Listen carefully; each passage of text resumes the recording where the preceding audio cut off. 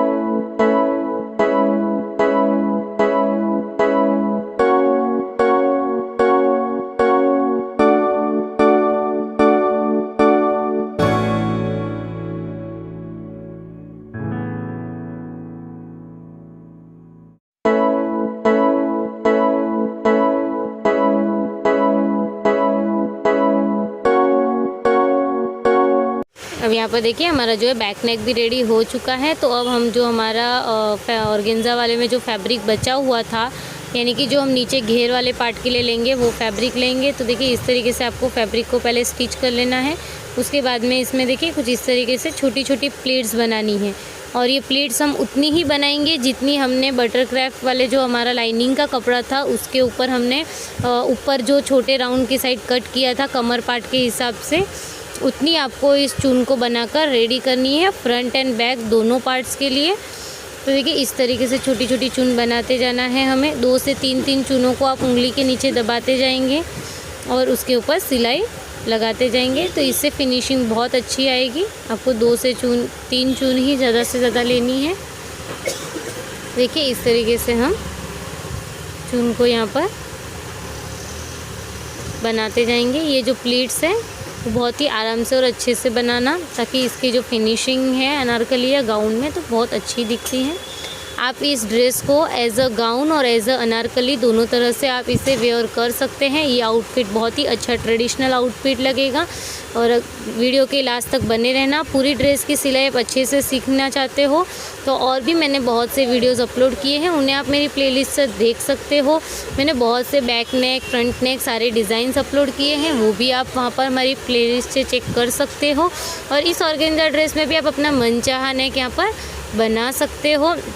अगर आप मेरे चैनल पर न्यू हो तो चैनल को सब्सक्राइब करना मत भूलना, नोटिफिकेशन की बेल आइकन पर क्लिक करना, जिससे कि आपको मेरे हर नोटिफिकेशन जल्दी से जल्दी और सबसे पहले मिल सके। तो यहाँ पर चून बनने के बाद देखिए इस तरीके से प्लीट्स बनने के बाद हम अम्ब्रेला वाला पार्ट ले लेंगे। और देखिए इस तरीके से हम इसे चेक करेंगे कि ये प्लीट्स बराबर उस पार्ट के है या नहीं। तो यहाँ पर बराबर प्लीट्स होने के बाद हम ऊपर वाला जो पार्ट है उसमें कट कर लेंगे। यहाँ पर अटैच करना है हमें।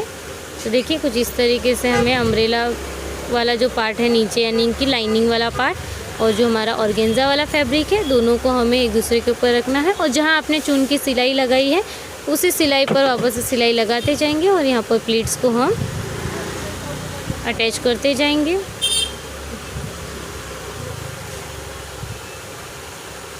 अगर आपको मेरी वीडियो पसंद आ रही हो तो लाइक करना मत भूलना, शेयर ज़रूर करना अपने दोस्तों के साथ और कमेंट करके मुझे ज़रूर बताना। इस तरीके से हम पूरे जो हमारा अम्ब्रेला वाला पार्ट है उसमें हमें यहाँ चून्स को अटैच कर ली है। इस तरीके से देखिए प्लीट्स को अटैच करने के बाद हम जो ये साइड वाला पार्ट है इसे स्टिच करेंगे, यानी कि हमारा जो साइड में दोनों पार्ट अम्ब्रेला वाले में ओपन है उसे स्टिच करेंगे। इसे आप डायरेक्टली फिटिंग के वक्त भी स्टिच कर सकते हैं, लेकिन अभी हम यहाँ स्टिच कर लेंगे तो फिटिंग के वक्त हमें आसानी होगी। देखिए यहाँ पर इसे हमें ऑर्गेन्जा वाले फैब्रिक और लाइनिंग वाले फैब्रिक को अटैच कर लेना है दोनों साइड से। और इसी तरीके से दो पार्ट बनकर हमारे पास रेडी होंगे, एक फ्रंट वाला और एक बैक वाला। तो दोनों फ्रंट एंड बैक पार्ट को हमें सेम ही तरीके से इसे रेडी करना है।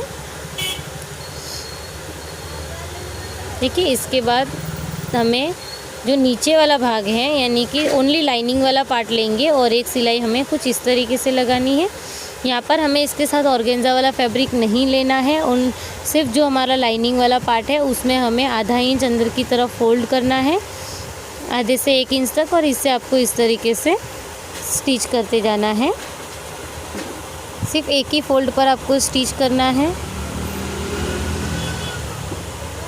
इसके बाद हम जो ये नीचे वाला पार्ट है इसे फिर से एक बार हम इसे राउंड में सिलाई लगाएंगे, तो एक बार और आप इस तरीके से फोल्ड करेंगे और इसे हम स्टिच करेंगे। ये जो लाइनिंग का पार्ट है हमारा पैर की तरफ आने वाला है, यानी कि नीचे की तरफ वाला पार्ट है, तो उसे हमें इसी तरीके से स्टिच कर लेना है।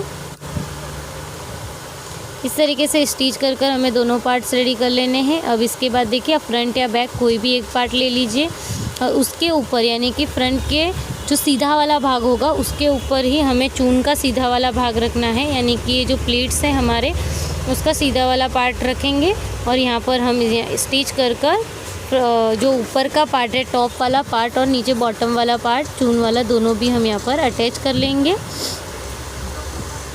तो देखिए इसे भी हमें बहुत ही अच्छे से अटैच करना है। याद रखना है नीचे की चून जो है वो सिलाई में कहीं फंसे नहीं, यानी कि ऊपर की तरफ आकर उसमें अटैच ना हो जाए। तो इसलिए हम देखिए यहाँ पर कुछ इस तरीके से स्टिच करते जाएंगे और इसे आपको ऊपर टॉप वाले पार्ट में अटैच करना है। और इसी तरीके से हमें जो हमारा फ्रंट वाला पार्ट है वो भी रेडी करना है। तो हमारे दोनों पार्ट्स रेडी हो जाएंगे यहाँ पर। तो देखिए ये इसका फाइनल लुक कुछ इस तरीके का दिखेगा। फाइनल लुक के लिए देखिए चून का जो हमारा प्लीट्स वाला पार्ट है वो भी बहुत ही अच्छा वाला लगेगा, यानी कि फिनिशिंग बहुत ही अच्छी आई है। अब फ्रंट एंड बैक दोनों पार्ट रेडी करने के बाद अब है यहाँ पर फिटिंग की बारी। तो सबसे पहले हम यहाँ पर शोल्डर वाला पार्ट लेंगे और शोल्डर वाले पार्ट पर हम जितना आपने वहाँ पर मार्जिन रखा है आधे इंच तक वहाँ तक लेंगे और यहाँ पर आपको स्टिच लगा लेनी है। इसी तरीके से दूसरा शोल्डर भी रेडी कर लेंगे। दोनों शोल्डर रेडी करने के बाद अब हम स्लीव्स अटैच करेंगे। स्लीव्स हमने यहाँ पर नॉर्मली जिस तरीके से हम स्लीव्स कट करते हैं बस उसी तरीके से कट की है और नीचे की तरफ से हमने जो बॉटम वाला पार्ट होता है स्लीव्स में वो हमने स्टिच कर लिया है। और ये जो ऑर्गेन्जा वाली स्लीव्स है हमने थोड़ी सी बड़ी रखी है। देखिए कुछ इस तरीके से हम स्लीव्स को अटैच करेंगे। यहाँ पर स्लीव्स को देखिए कुछ इस तरीके से आराम से आपको हमें स्टिच कर लेना है। यहाँ पर हम जो है ऑर्गेन्जा फैब्रिक के साथ यहाँ पर स्टिच कर रहे हैं। स्लीव्स को हम अच्छे से पूरा जॉइन कर लेंगे। जैसे हम नॉर्मली स्लीव्स को स्टिच करते हैं उसी तरीके से हमें इसे स्टिच करना है। और जो ऑर्गेन्जा की स्लीव्स होती है उसके अंदर हम बटर क्रैप का अस्तर नहीं ऐड करेंगे क्योंकि ये स्लीव्स ऐसे ही बहुत अच्छा लुक देती हैं। तो यहाँ पर हम विदाउट लाइनिंग के यहाँ ऑर्गेन्जा के ही कपड़े की यहाँ पर हम एक स्लीव जॉइन करेंगे। इसी तरीके से हम दूसरी स्लीव्स को भी जॉइन करेंगे। तो देखिए कुछ इस तरीके से बाहर की तरफ ट्रांसपेरेंस की वजह से दिखेगा। तो इसे हमें क्या करना है अंदर की तरफ फोल्ड करना है, यानी कि जिस तरफ आपकी लाइनिंग लगी हुई है उस तरफ, और इस तरीके से फोल्ड करते हुए ऊपर एक सिलाई लगा देंगे जिससे कि वो जो लिखने वाला पार्ट है वो अंदर की तरफ छुप जाए। तो देखिए कुछ इस तरीके से आप ऐसे ही रहने दे सकते हैं, लेकिन वो थोड़ा सा जो हमारा लुक है उसे ख़राब करेगा, इसीलिए मैंने इसे अंदर की तरफ इस तरीके से फोल्ड कर दिया है, जैसे हम नेट के स्लीव्स वगैरह पर करते हैं ठीक उसी तरीके से। तो देखिए यहाँ पर हम कुछ इस तरीके से स्लीव को अटैच कर रहे हैं।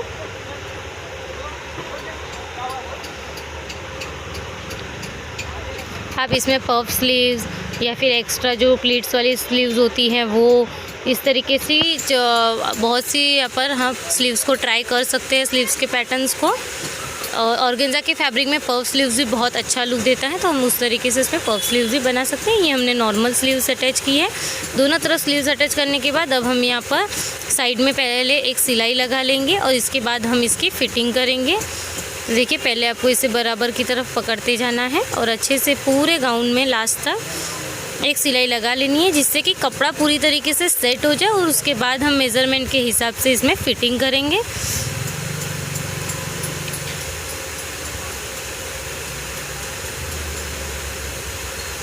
यहाँ पर भी देखिए हम जो हमारा चेस्ट वाला पार्ट है वहाँ तक आने के बाद उसे भी हमें प्रॉपरली अच्छे से पकड़ना है, दोनों को बराबर वाले में, बराबर के भाग में, और फिर इसे इस तरीके से स्टिच करना है। और जो ये हमारा कैनवास और जो एक्स्ट्रा हमने फैब्रिक लगाया था नेक की डिज़ाइन के लिए, वो जो बाहर की तरफ दिख रहा है उसे हम प्रॉपरली कट करेंगे और अंदर से हम हाथ सिलाई यानी कि जो हेमिंग करते हैं वो कर कर इसे भी कंप्लीट कर लेंगे, जिससे कि इसका पूरा लुक कंप्लीट हो जाएगा। देखिए पहले हम इसे एंड तक इस तरीके से सिलेंगे।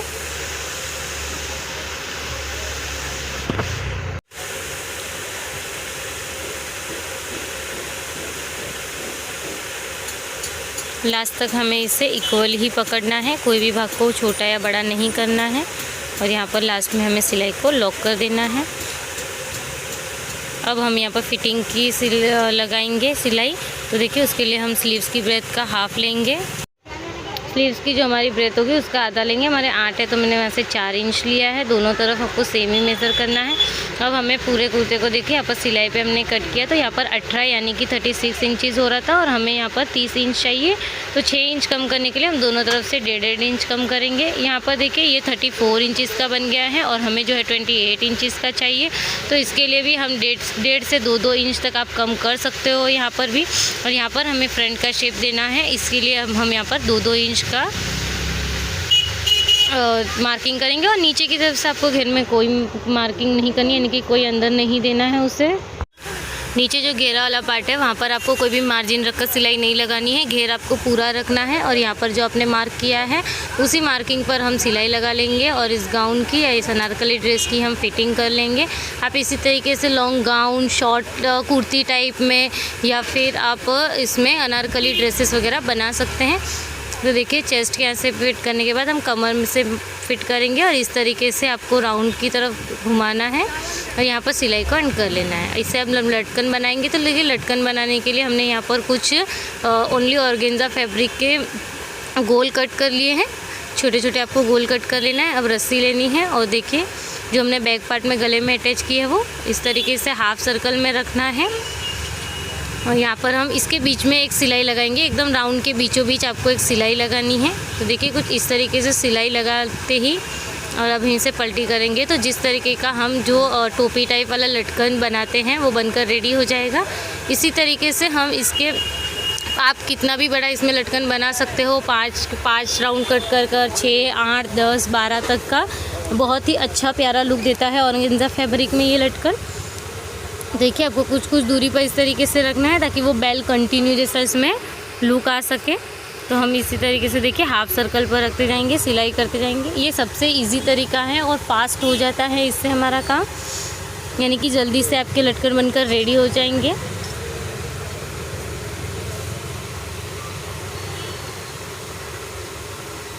इस तरीके से देखिए कुछ हमें टोपी जैसे हमने यहाँ पर बना लिए हैं। तो यहाँ पर देखिए आज भी हम 5वां ज्वाइन करने जा रहे हैं। इसमें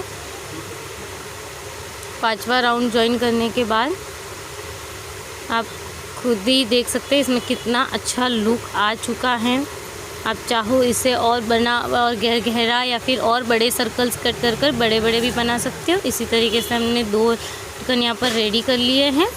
तो इसी के साथ हमारा जो है गाउन वो रेडी हो चुका है। अब बारी है हमारा जो नीचे का सर्कल का पार्ट है, यानी कि घेरे में पार्ट में या आप सिलाई लगा सकते हो, आप इस तरीके से पीको करवा सकते हो, या कैन कैन की पट्टी कट कर नीचे एक बेस भी रेडी कर सकते हो, जैसा हम अनारकली सूट्स के अंदर होता है वैसा। तो यहाँ पर हमने पीको किया है और इसी पीको के साथ हमारा ड्रेस रेडी हो चुका है। तो ये है हमारे ड्रेस का फ्रंट वाला लुक। देखिए कितना ही प्यारा लग रहा है। इसमें आप कोई भी पैटर्न का गला बना सकते हैं। देखिए इस तरीके से हमने यहाँ पर ये लॉन्ग अनारकली का जो टॉप है वो बनाकर रेडी कर दिया है। ये जो हमारी स्लीव्स है वो चून वाली है, यानी कि हाथ पर ये एक्स्ट्रा रहेंगी उस टाइप से। और ये है हमारे गाउन का या अनारकली ड्रेस का बैक वाला पार्ट। तो आप बैक वाला पार्ट भी देख सकते हैं कितना मस्त इसका लुक आया है। तो फ्रेंड्स आपको मेरा वीडियो कैसे लगा कमेंट कर ज़रूर बताना। वीडियो अच्छा लगा हो तो लाइक शेयर एंड सब्सक्राइब ज़रूर करना मेरे चैनल को। और अगर आपको मेरा वीडियो